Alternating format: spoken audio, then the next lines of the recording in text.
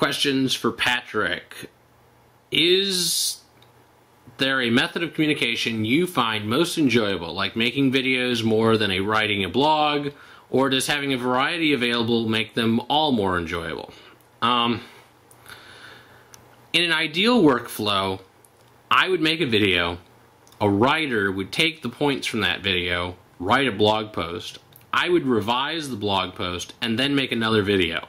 And that's what would make me the strongest communicator. Unfortunately, that would cost a fortune, so I don't do that. So I prefer the videos for cranking out something like this, where I'm kind of just going to talk about the subject, and I'm going to get my points out, and the flow is going to be the same as the flow that's going on in my head. I'm going to go point A, point B as they kind of come up. I mean, I've thought about what I'm going to say beforehand, but I haven't written it down and I haven't rearranged the points. When you write a blog post, your thought train has to be a bit more linear. You know, point A has to lead to point B, which leads to point C.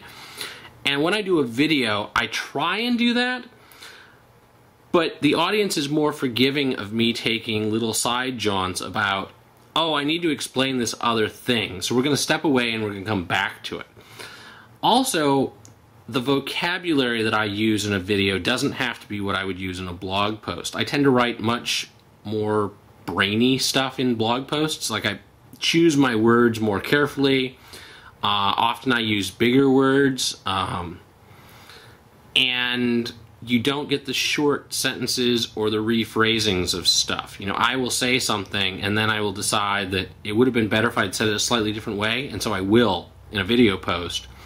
Whereas in a blog post, I would pick one way or the other. So I think that blog posts tend to be more concise, or if they're the same length, they have a lot more dense information.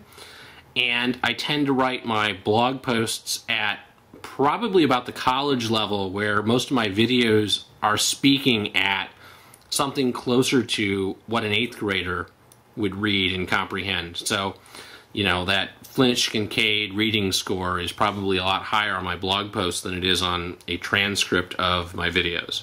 So, I like videos because I can push the button, be done in 10 minutes, as opposed to a blog that I revise and such. I like blogs because, at least when I'm consuming somebody else's blog, I don't have to sit through a 6-minute video that only has 45 seconds of information. So, when I want information quickly, I like blogs. When I want an explanation I can relate to, or possibly that I'm going to have better comprehension from because of remembering what the person said, I like videos, but that's just me.